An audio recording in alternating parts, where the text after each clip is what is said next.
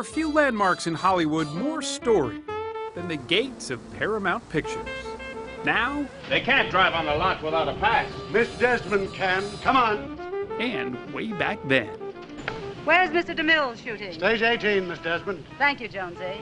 And teach your friend some manners. Tell him without me, he wouldn't have any job, because without me, there wouldn't be any Paramount studio. You're right, Miss Desmond. Go on, Max. It's not just that gate that symbolizes the far-off glamour of the movies. It's that mythical Paramount peak, too. Get a load of that bread and butter. Bread and butter, that's a mountain. Maybe a mountain to you, but it's bread and butter to me. From Bob Hope and Bing Crosby. Oh, Slim, I'm glad to see I missed you. I was Jerry Lewis and Dean Martin. You're looking swell. To Mary Pickford and Rudolph Valentino. I'm crazy about Tiffany's. Drifter. Audrey Hepburn. You know as well as I do, this necklace is imitation. Cary Grant and Grace Kelly. Well, I'm not. Even Moses and the Israelites. Behold his mighty hand. They all found their way to Paramount. When you're here late at night, do the ghosts of the old studio haunt you a little bit? Yeah, I think there's ghosts all over this lot, to be honest with you. What's so great is to actually take a walk here in the afternoons, you know. Brad Gray is only the 8th studio head to take charge behind those gates. And that's saying a lot, given that Paramount just passed the century mark. The studio threw a 100th birthday party like only a dream factory could throw. Perfect. All right. Nearly every living star in the studio's galaxy turned out to celebrate. Hi, Brad. Really nice to meet you. So nice really to see you. As big as all those people are, some of them were still starstruck by each other. I think that's true. You know, Barbra Streisand is there, and you've got Jack Nicholson there, and you've got Dustin Hoffman there, and there was no place you could turn if you're a fan of our business, me being the biggest fan, and thinking I am completely overwhelmed by the body of work that's standing here. The studio that brought you Iron Man, Indiana Jones, I'm not leaving my wingman. Top Gun, You were fantastic last night in bed. Oh, thanks. even Woody Allen, How do you feel now?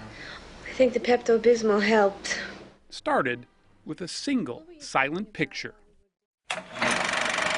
With the release of this first feature-length film ever shown in America, Adolf Zucker pointed the way.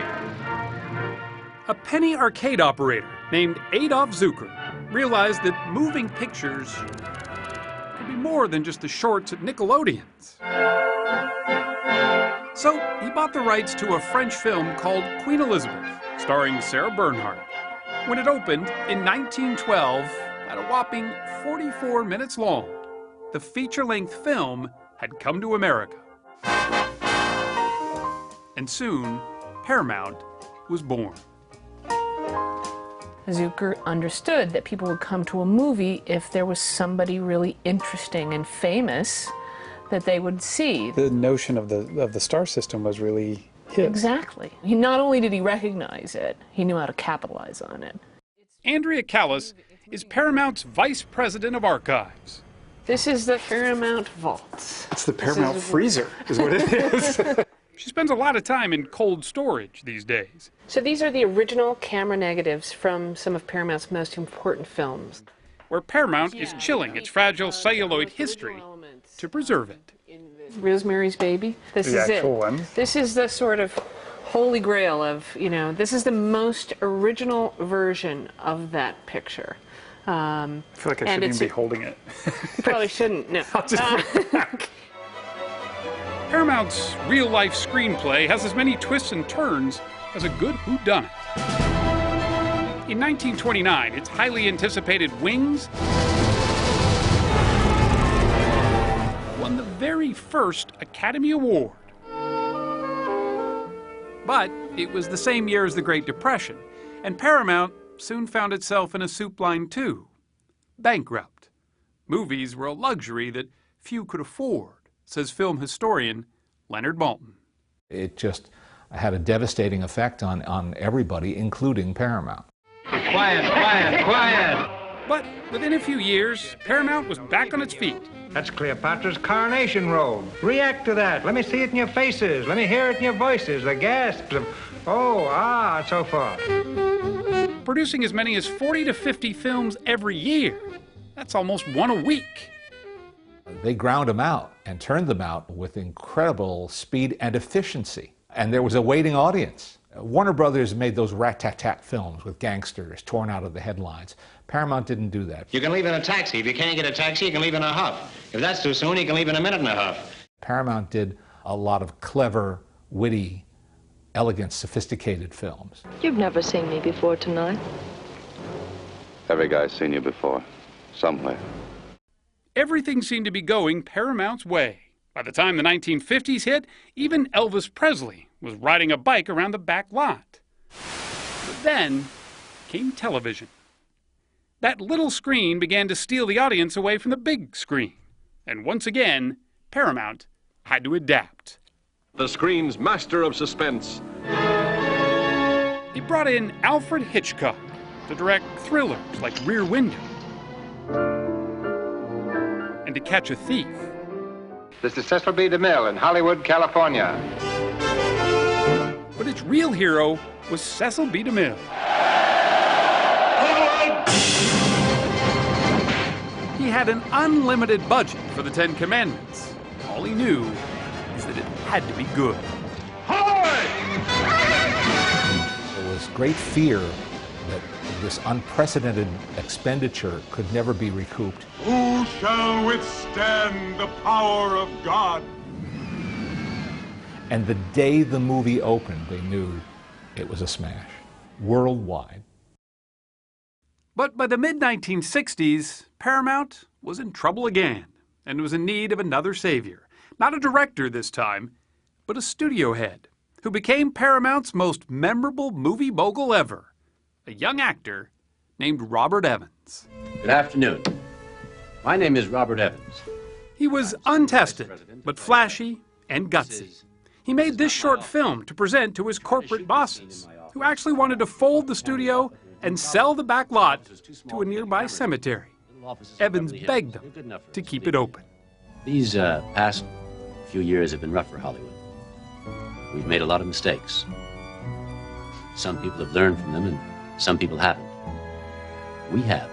Evans is now 82 years old and remembers to this day what the board told him. You better have some luck, Evans. That's all I can tell you. You better have some luck. He did. They did. He did it with Love Story. I think Love Story is going to start a new trend in movies. A trend towards the romantic, towards love.